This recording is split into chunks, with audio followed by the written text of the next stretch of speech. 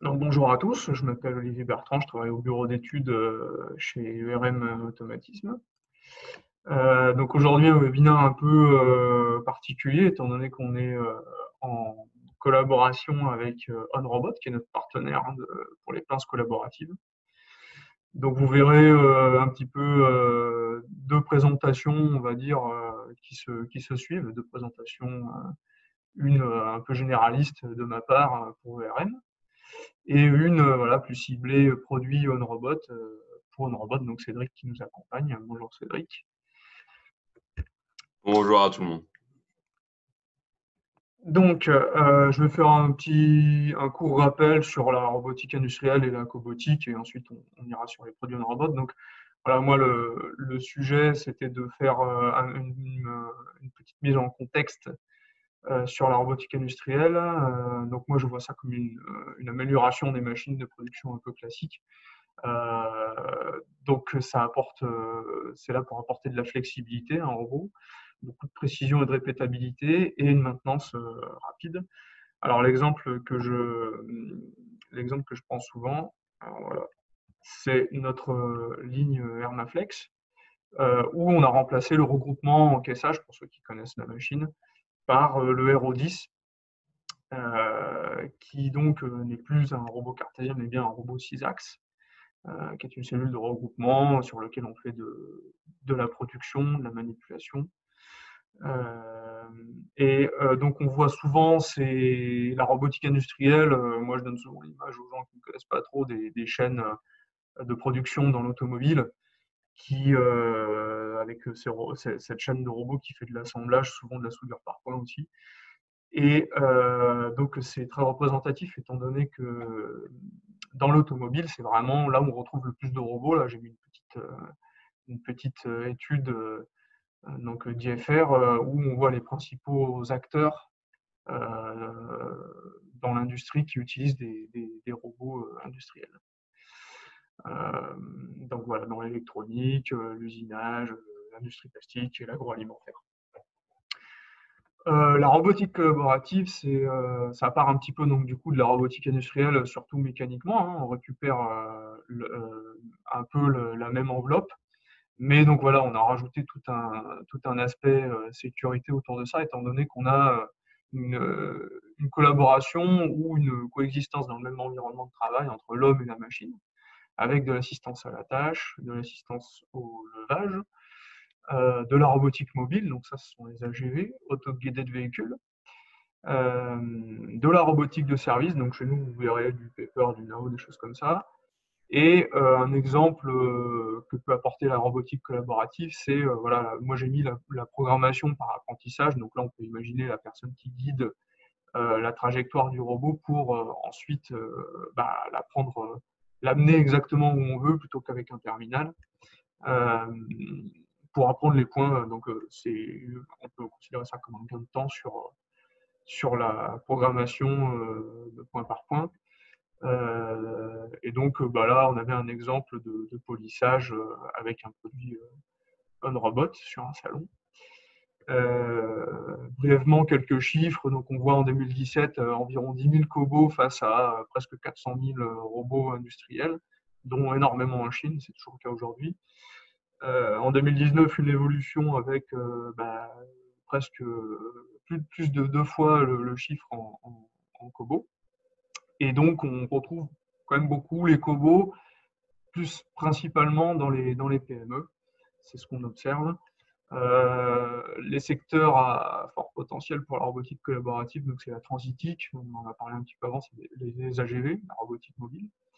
On en retrouve un petit peu dans l'agriculture, les services, on en a parlé, le médical, et puis la recherche et l'éducation. Tout ça nous amène un petit peu ouvre la porte à l'industrie du futur et à l'industrie 4.0 où on voit de plus en plus de cobots et même de robots aussi. Donc voilà à peu près les secteurs principaux touchés par la cobotique. J'ai fait un petit comparatif, alors c'est assez contestable si vous le voulez, mais bon, c'est un peu mon point de vue. Moi, je trouve que voilà, dans la robotique industrielle, on retrouve surtout l'aspect de précision, répétabilité et de rapidité. On cherche du temps de cycle, ce qui est moins le cas en robotique collaborative, étant donné que l'aspect sécurité nous bride un peu sur la rapidité. Et, euh, et donc, on se retrouve aussi avec des charges utiles moins conséquentes, étant donné que ça fait un peu partie de l'équation de sécurité. Bon, on commence quand même à avoir quelques cobots avec des grands rayons d'action, mais principalement, c'est quand même des petits robots, hein, la cobotique. En termes de simplicité de mise en œuvre et de programmation, il y a un vrai effort de la part de la robotique collaborative, et vous le verrez aussi avec les produits OnRobot.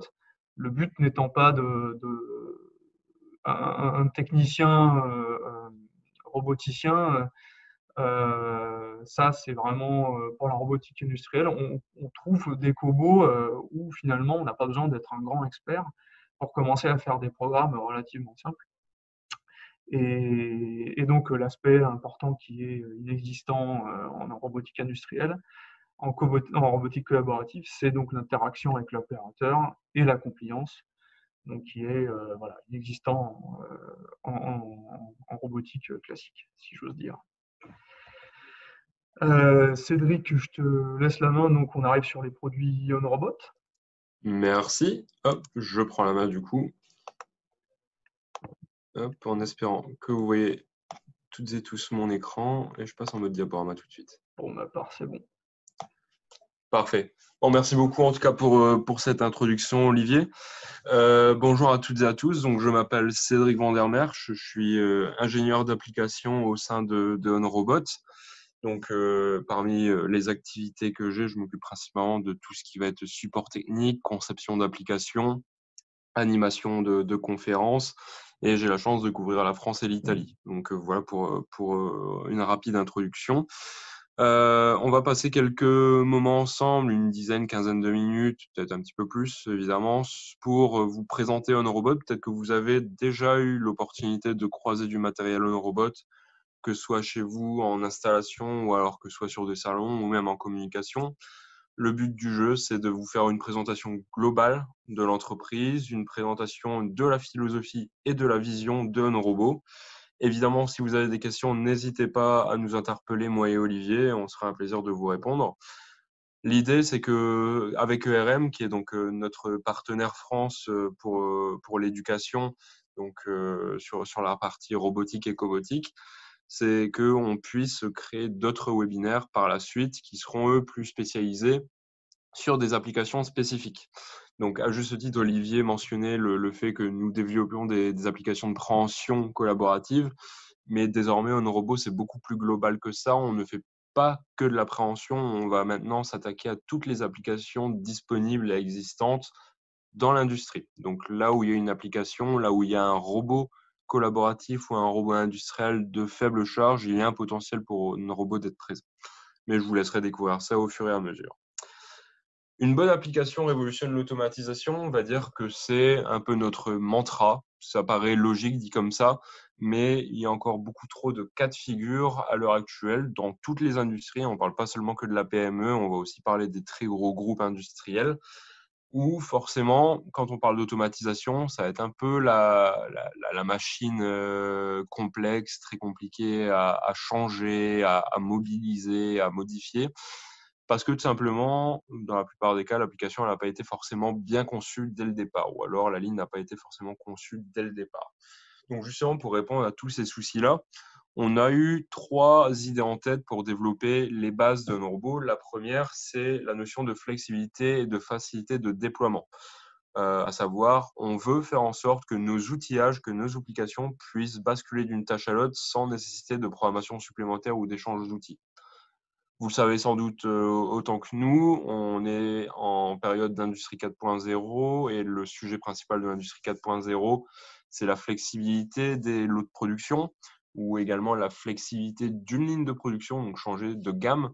Si pour changer de gamme, il faut changer la totalité de l'installation ou si pour changer de gamme, ça nécessite un niveau de programmation assez élevé qui n'appartient qu'à un petit panel de personnes qui ont les compétences nécessaires. On n'est pas dans cette notion d'industrie 4.0. On peut se dire que c'est uniquement faisable, que c'est concrétisable, mais c'est hautement complexe. Or, nous, on vise la facilité. La deuxième notion, ça, on va dire que c'est une notion quand même qui est relativement commune, c'est évidemment la notion d'augmentation de la production.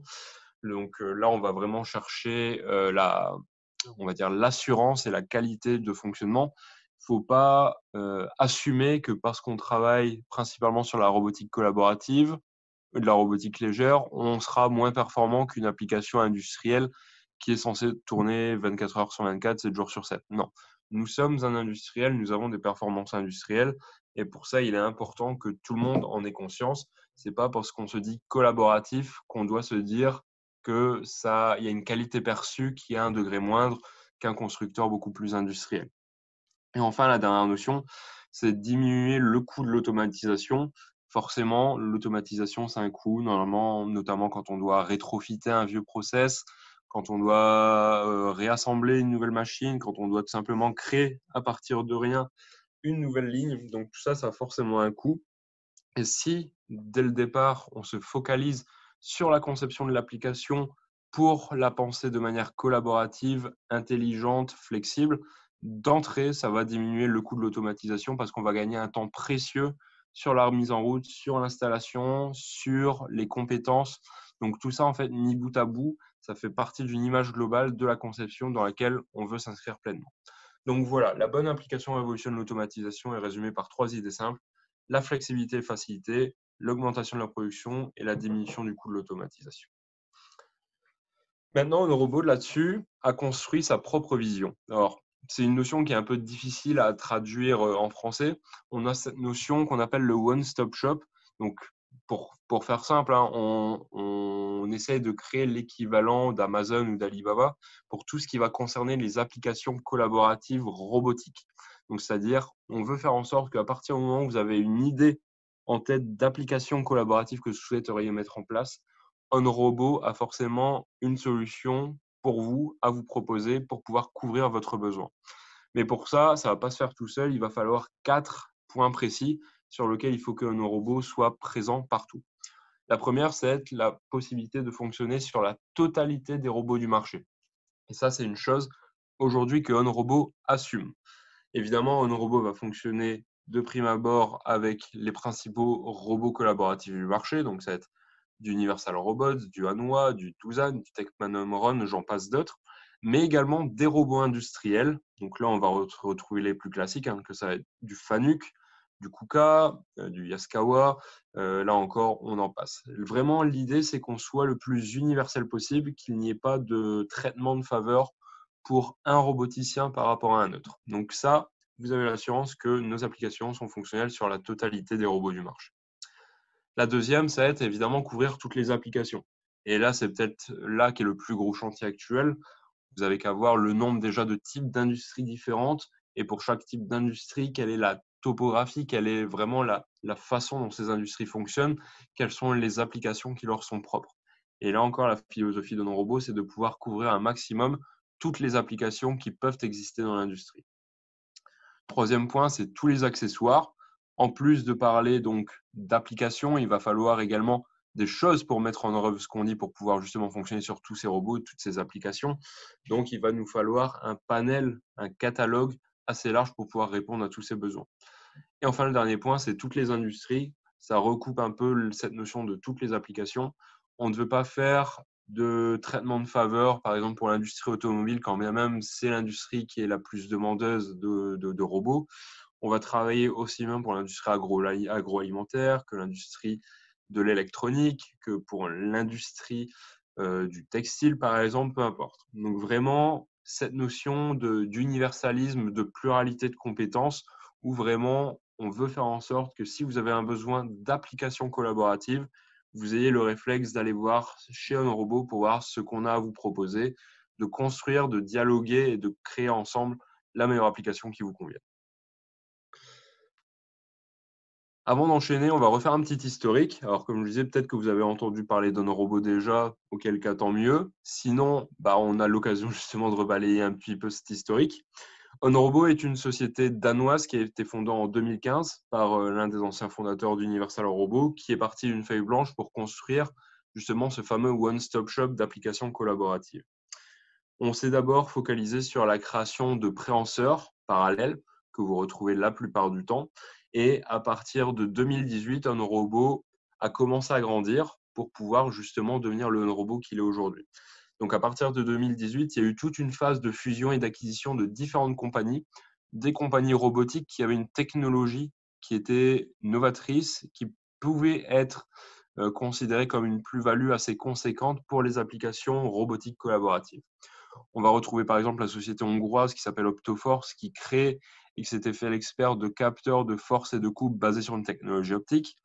La société américaine Perception, qui a développé une application de préhension pour la NASA. Donc, c'est une technologie qui s'appelle la technologie Gecko, qui va par biomimétisme représenter la façon dont le gecko marche sur les murs et marche sur les plafonds.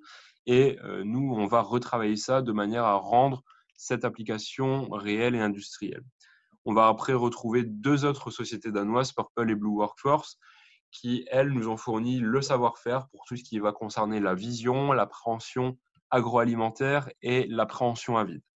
Donc voilà, c'est 5 sociétés qui ont formé après un tout cohérent à partir de 2018 pour ne former plus qu'un robot tel que vous le connaissez aujourd'hui. En 2019, il y a eu un gros travail de refonte de notre gamme pour garantir l'homogénéité dans la communication, dans la façon dont les différents constructeurs pouvaient s'intégrer sur un robot. Et à partir de 2020, donc cette année, OnRobot, bien appuyé et bien assis sur ses fondations, s'est mis à la création de ses propres produits, s'est mis au propre développement grâce à toute la recherche et au développement qu'on a pu cumuler avec ces années. Donc voilà un peu l'historique de OnRobot tel qu'il est aujourd'hui. Évidemment, on est toujours dans une philosophie de croissance permanente. D'une part, pour suivre évidemment l'évolution du marché de la robotique, mais d'autre part, parce qu'on est convaincu de notre modèle et qu'on a quelque chose, on a une carte à jouer dans tout ce qui va concerner le monde de l'application collaborative. Si vous avez la chance de nous suivre sur les différents réseaux ou suivre nos communications, vous vous rendrez compte que OnRobot sort une nouvelle application à peu près chaque mois, ce qui vous donne à peu près une idée quand même du rythme de travail de notre recherche et de notre développement, et nous sur le terrain pour pouvoir assumer justement la continuité dans la connaissance de ces produits et de ces applications. On va maintenant s'intéresser à la façon dont on va pouvoir rendre l'automatisation accessible. Alors, c'est une grande idée sur le papier, hein, c'est une très bonne idée, je pense que tout le monde sera d'accord là-dessus. Maintenant, il n'y a plus qu'à savoir comment on va faire ça. Et c'est là-dessus que justement, on va s'atteler à la tâche, on va vraiment travailler de manière assez appuyée, de manière assez profonde. On veut résumer cette idée au fait que toute la gamme de nos applications puisse réduire l'obstacle des automatisations des entreprises de toute taille et de toute industrie. On ne veut plus entendre, entre guillemets, comme excuse que l'automatisation est complexe et trop onéreuse et ne s'adresse qu'à un certain type de marché ou à une certaine typologie d'entreprise. On veut faire en sorte que justement ces idées reçues, qui sont encore bien trop présentes à notre goût, et je pense que vous serez d'accord là-dessus, elles puissent être balayées simplement par le fait que nous soyons accessibles, nous soyons également faciles, nous puissions être facilement déployables. Donc, on va retrouver encore cette idée de one-stop shop pour toutes les applications, avec toutes les gammes d'applications que vous pouvez acquérir en un seul endroit. On va encore appuyer sur cette notion de facilité de déploiement, avec des applications qui sont conçues pour fonctionner avec diverses gammes, avec divers robots, avec un minimum de problèmes, de compatibilité, un besoin d'ingénierie complexe. On le sait, hein, dans la robotique, en général, ce n'est pas forcément le robot qui va rendre la tâche complexe, mais c'est l'accès à la compétence robotique qui va être le plus complexe. C'est là-dessus qu'il y a un gros travail qui est actuellement fourni, notamment en France et à travers certains diplômes, pour se focaliser justement sur la compétence robot.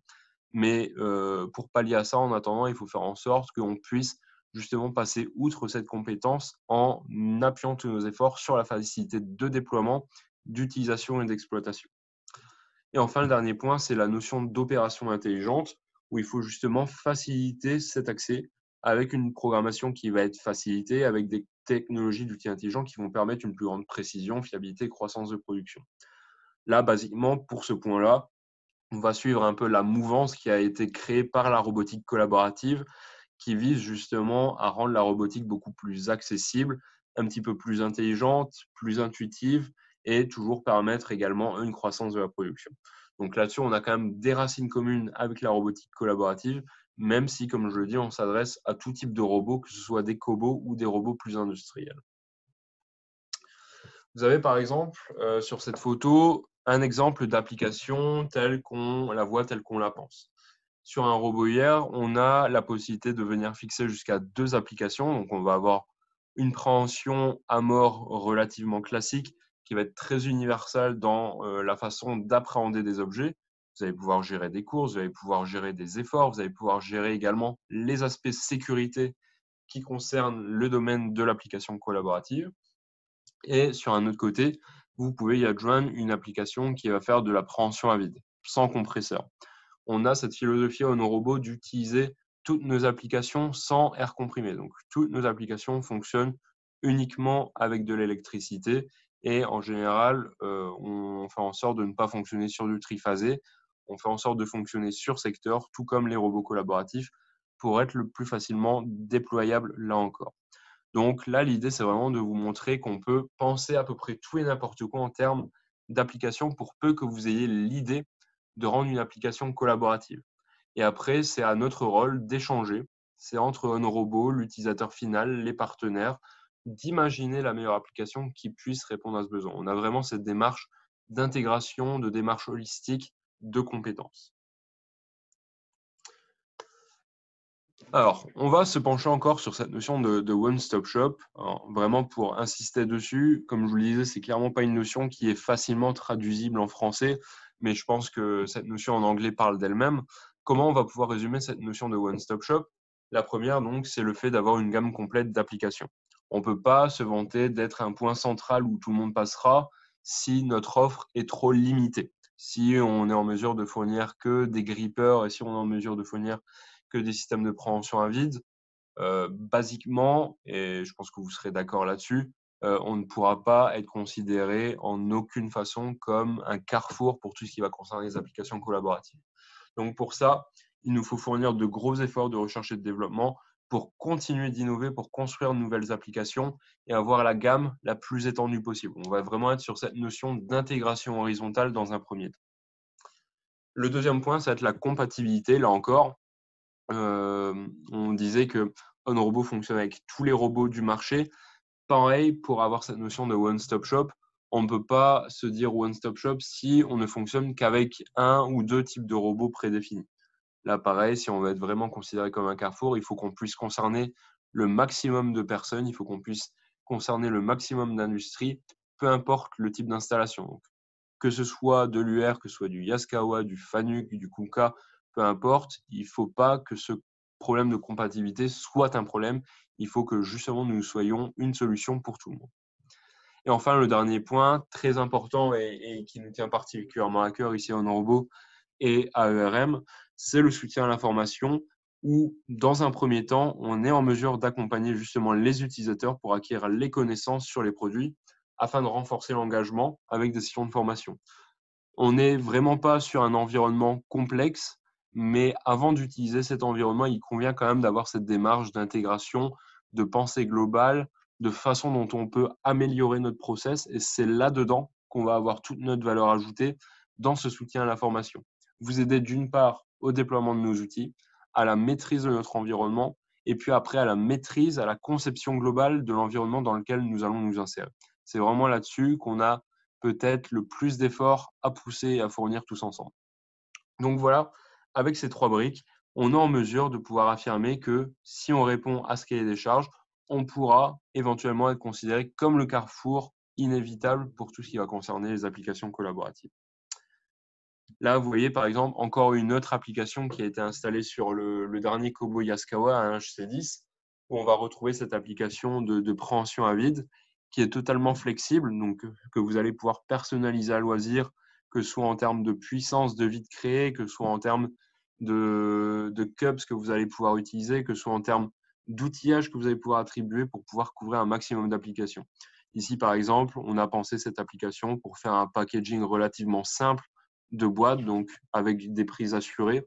Là, par exemple, ce qu'on illustre, c'est le fait qu'on puisse prendre 2 boîtes à la fois. Donc, d'un point de vue protectivité, d'un point de vue efficience, on va surtout se focaliser sur la réduction du temps de cycle, par exemple. Il convient vraiment de penser vraiment tout ça d'un point de vue global. Au besoin, n'hésitez pas à nous demander. Nous sommes en train de créer justement un petit cours qui va pouvoir vous permettre d'avoir cette vision globale sur comment concevoir une application de A à Z d'un point de vue intégré. Le deuxième point, c'est la facilité de déploiement. Et c'est là-dessus qu'on a créé donc on va dire le plus d'efforts en 2019 pour justement bénéficier à tous nos outils de cette facilité de déploiement. On veut vraiment que vous puissiez mettre en place nos applications en toute simplicité. Le premier point, qui est là encore vraiment dans la tendance de l'industrie 4.0, c'est cette notion de plug and produce. Il y en a beaucoup qui en parlent, mais peu qui en font. Nous, on est en mesure, grâce à un système de changeur d'outils intégré que vous voyez sur l'image, qui va être fixé au robot, de pouvoir uniquement mécaniquement changer la totalité de nos préhenseurs. C'est-à-dire que la totalité des applications qui vont être fournies par un robot aujourd'hui vont disposer d'une interface commune, tant sur la partie mécanique que sur la partie électrique et sur la partie protocole de communication, de manière à ce que la connexion et la programmation se fassent immédiatement lorsque l'outillage va être connecté à votre robot. Donc ça, c'était vraiment un gros travail qui a été fourni en 2019 et sur lequel désormais toutes nos applications sont fondées. On veut vraiment que lorsque vous receviez votre application dans votre colis, sur le pas de votre porte, en 10 minutes, votre application soit déjà installée et prête à fonctionner. Et ce qu'on dit en général, on le fait. Et je vous invite à découvrir plein de vidéos sur YouTube ou plein de contenus qui va vous permettre justement d'en juger. La deuxième notion, c'est la notion de redéploiement facilité. Tout simplement parce que si on peut se permettre d'installer un objet facilement, il faut qu'on puisse se permettre de la même façon de redéployer cet outil sur une autre application si je n'ai plus de besoin de cet outil sur l'application en question. Donc là, si je veux justement pouvoir changer le comportement de mon cobot, de mon robot et de mon application, je veux pouvoir le faire facilement pour changer soit mon layout robotique, soit changer le comportement de ma ligne de production, soit m'adapter à une nouvelle gamme de production. Et pour tout ça, il faut tout simplement que la programmation soit simplifiée. Donc pour ça, on va avoir plusieurs philosophies. On va avoir soit une solution logicielle qui est d'office présente avec la totalité de nos outillages, qui va vous permettre à travers un web server de faire une configuration rapide de votre outillage, soit par rapport au robot avec lequel vous fonctionnez, on va pouvoir vous présenter soit des blocs fonctionnels qui auront été pré-créés, soit des scripts que vous allez pouvoir appeler dans votre interface de programmation pour pouvoir les utiliser directement. On veut qu'à partir du moment où vous appelez l'un de nos blocs de programmation, la seule chose que vous ayez à modifier, ce sont les variables. Et quand je parle de variables, ça va être par exemple une taille d'ouverture, ça va être un effort, ça va être une pression que vous allez générer. On veut vraiment que la capacité de redéploiement et la programmation soit plus simplifiée. Donc, on a énormément travaillé d'un point de vue R&D sur le matériel, sur le hardware, sur le software, mais on a également investi énormément d'efforts dans ce qu'on appelle le GUI, qui s'appelle donc le Graphic User Interface, donc c'est-à-dire tout ce qui va concerner l'interface utilisateur, le design et la conception de ces interfaces qui vont permettre à l'utilisateur d'être le plus serein possible, d'être le plus en confiance possible avec la façon dont on utilise nos applications. Et évidemment, quand on sait qu'on peut utiliser une application facilement, il y a moins de problèmes, il y a moins de réluctance à pouvoir justement travailler sur une application, à pouvoir la redéployer, à pouvoir changer son comportement. Donc tout ça, c'est vraiment facilité par cette notion de plug and produce. Une troisième application que vous avez sous les yeux, donc là par exemple, vous voyez un de nos grippers qui s'appelle la RG2 qui est relié à un capteur de force qui est relié à un robot. Et pour ça, on va avoir la totale flexibilité, c'est-à-dire que vous avez la possibilité par exemple d'utiliser notre capteur de force et de coupe pour pouvoir faire du déplacement, de l'acquisition de trajectoire, mais surtout du retour d'effort. Il faut voir un peu ça comme une sensibilité qui va être accrue pour le robot. Si on considère le robot tout simplement comme un bras, le bras, il va cruellement manquer de sensibilité, que ce soit sur l'avant-bras, l'épaule ou le coude. Alors que si on rajoute justement un capteur d'effort au niveau du poignet, on va avoir beaucoup plus de sensibilité, un peu comme la sensibilité qu'on a au bout de nos doigts. Et après, notre application qu'on va générer, ça va être l'outillage, ça va être la main. Donc, en fait, il y a un tout cohérent à utiliser un robot ou un cobot avec un capteur d'effort et une application de bout de bras pour avoir un peu cette même philosophie, cette même architecture que le bras humain, où il va y avoir cette notion de mouvance, cette notion d'outillage et cette notion de sensibilité. Enfin, dans un troisième temps, la notion d'opération intelligente. Comment augmenter la production avec des capacités de préhension et de détection supplémentaires. C'est ce dont on vient de parler à l'heure actuelle. Mais pour pouvoir mettre ça en place, il faut qu'on puisse garantir un échange d'informations bidirectionnel entre les outils et les robots. C'est-à-dire qu'il faut qu'on fasse en sorte qu'il y ait un échange d'informations permanent entre l'outillage et le contrôleur et que cet échange se fasse dans les deux sens. Il faut que le préhenseur, il faut que l'application soit en mesure de nous donner de l'information et que nous soyons en mesure de donner de l'information également à l'application pour que celle-ci puisse s'adapter à son environnement. Donc, ça va passer par une première phase où on va avoir des instructions qui sont programmées par les robots et dirigées vers les outillages, vers les applications. Et dans un second temps, de la même façon, les applications robotiques, elles vont collecter et transmettre ces données aux robots en temps réel pour avoir une auto-adaptation. C'est un peu comme une boucle de régulation, comme un PID, où finalement, je vais avoir une consigne et par les retours d'information, je vais avoir une auto-adaptation de mon comportement.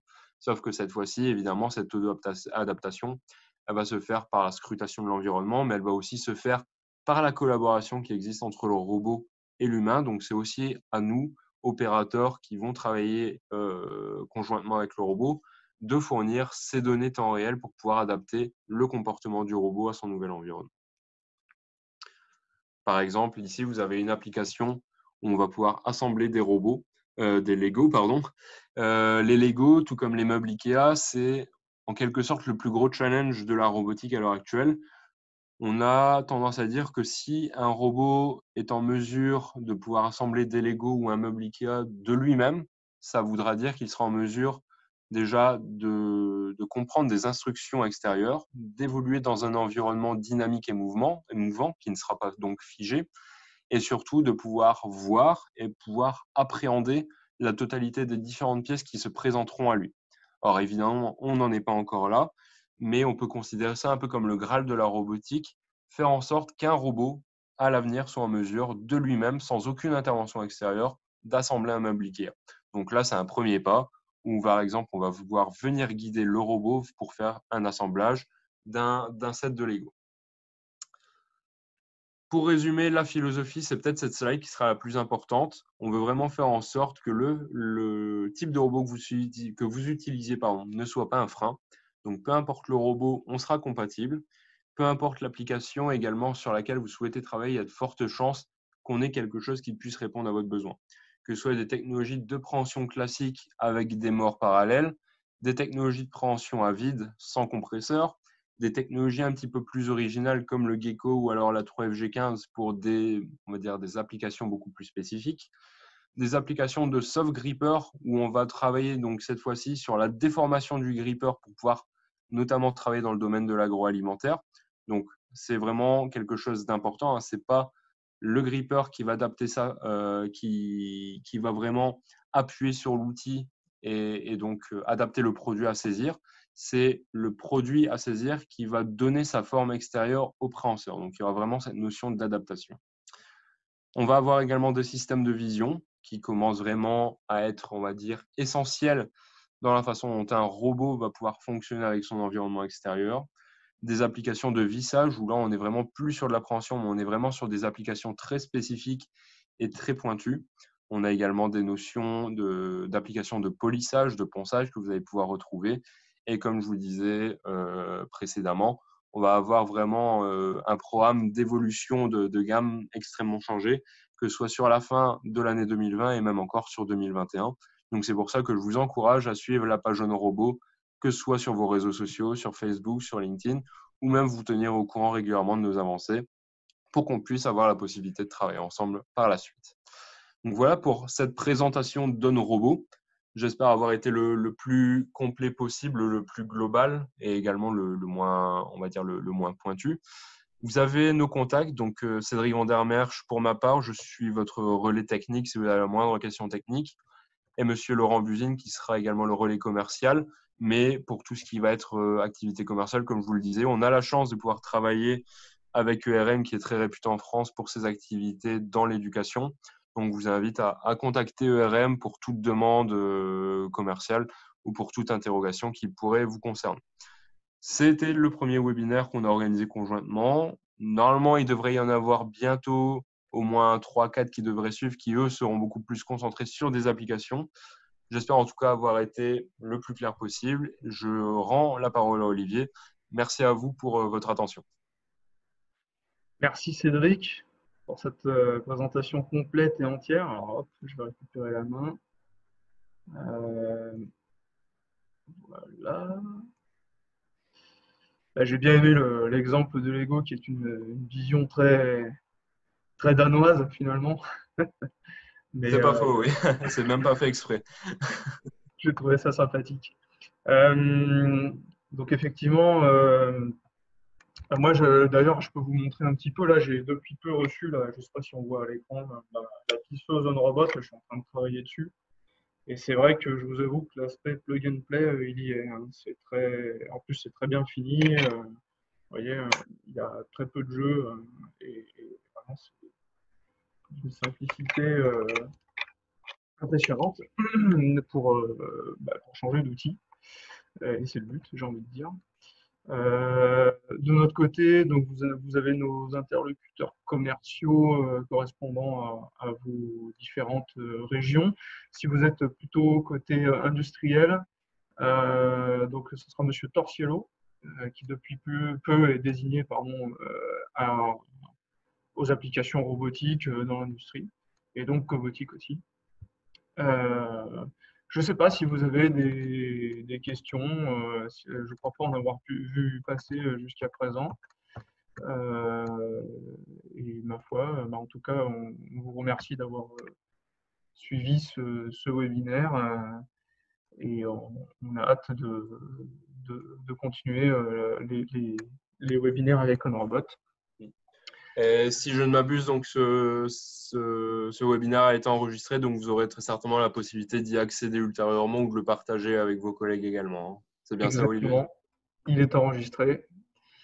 Tout est dans la boîte. Voilà, donc pas de questions a priori, hein, donc je pense qu'on a été très clair. J'ai peut-être quelqu'un dans la conversation. Merci. Bon, ouais, écoutez, il n'y a pas de quoi. Avec plaisir. Pas de questions.